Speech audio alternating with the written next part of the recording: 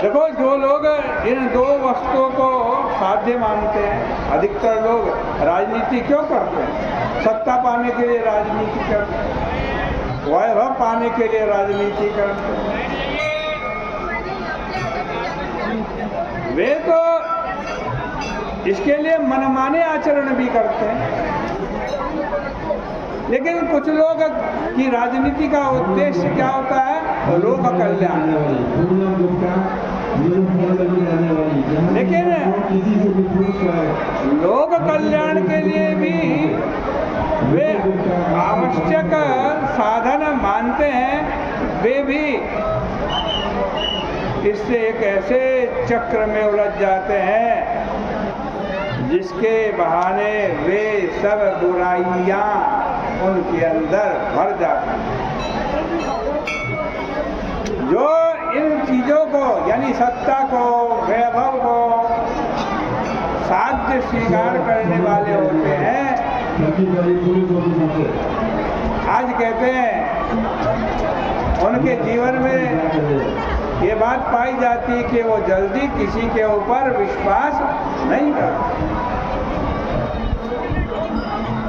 भगवान श्री राम जी का दृष्टिकोण उसी समय पता चल जाता है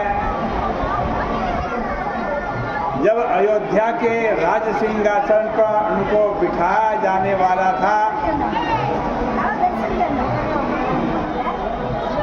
लेकिन कैकेयी और मंथरा के द्वारा किए जाने वाले षड्यंत्र का समर्थन एक व्यक्ति के द्वारा भी नहीं किया गया।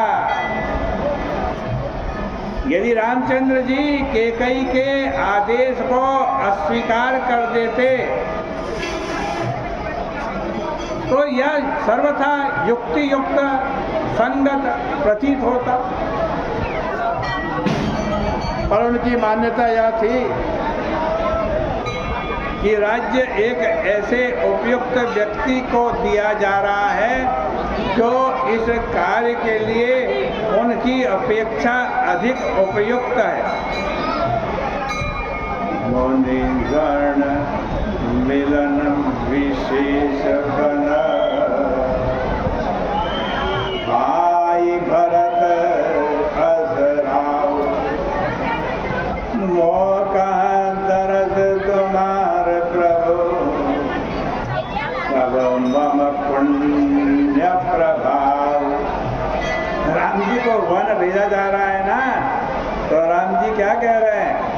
राम जी ये नहीं कह रहे बड़ा पाप का फल है, मुझे वन में भटकना पड़ेगा, मैं वन में जा रहा हूँ। कहते नहीं, ये बड़े भारी पुण्य का फल है कि मुझे वन जाने का अवसर मिल रहा है।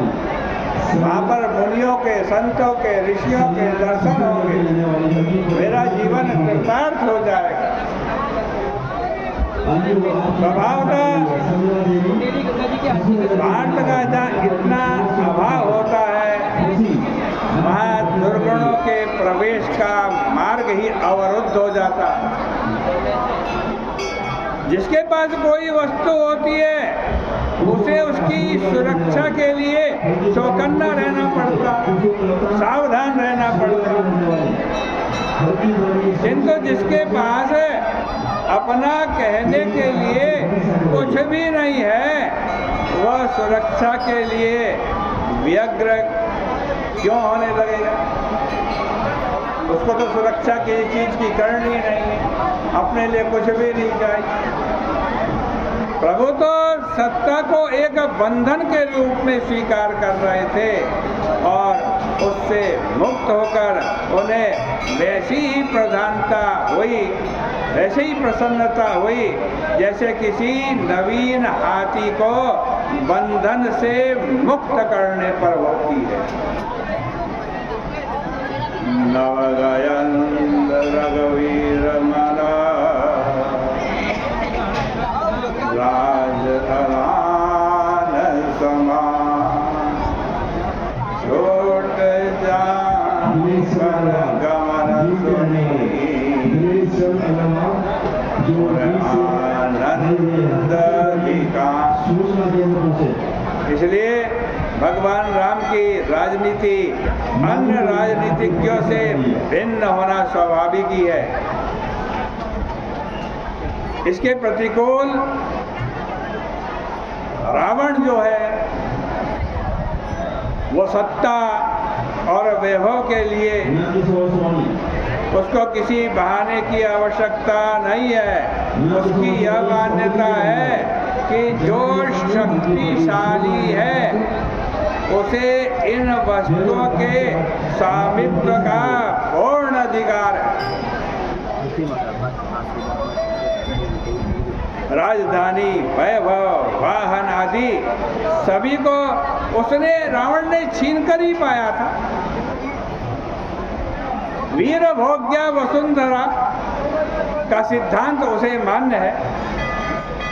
इसके लिए उसकी दृष्टि में साधन के औचित्य अनौचित्य का कोई प्रश्न नहीं। अंगद को राजदूत बनाकर भेजते हुए राघव राजनीति की मान्यताओं को तिलांजलि दे देते हैं। अंगद वह व्यक्ति है जिसके पिता का वध भगवान श्री राम जी ने किया था।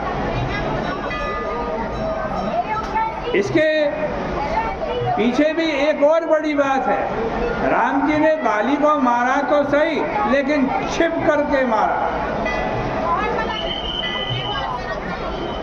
बाली की मृत्यु यदि सहज रूप में हुई होती तो बाली का उत्तराधिकारी कौन बनता? अंगद ही बनता। अंगद बाली का बेटा था। इस तरह कई घटना ऐसी हुई जो अंगद को विक्षुब्ध करने के लिए यथेष्ट थी। उस अंगद को सर्वाधिकार सम्मान आज संपन्न, सर्वाधिकार संपन्न राजदूत बना देना दुस्साहस अथवा अविचार का प्रतीक जैसा जान पड़ता। किंतु अंगद के द्वारा रावण के प्रति किया जाने वाला व्यवहार प्रभु के चुनाव की उपयुक्तता को प्रमाणित करता है। तो अंगद ने रावण से कैसा व्यवहार किया, इसकी चर्चा कल करेंगे। आओ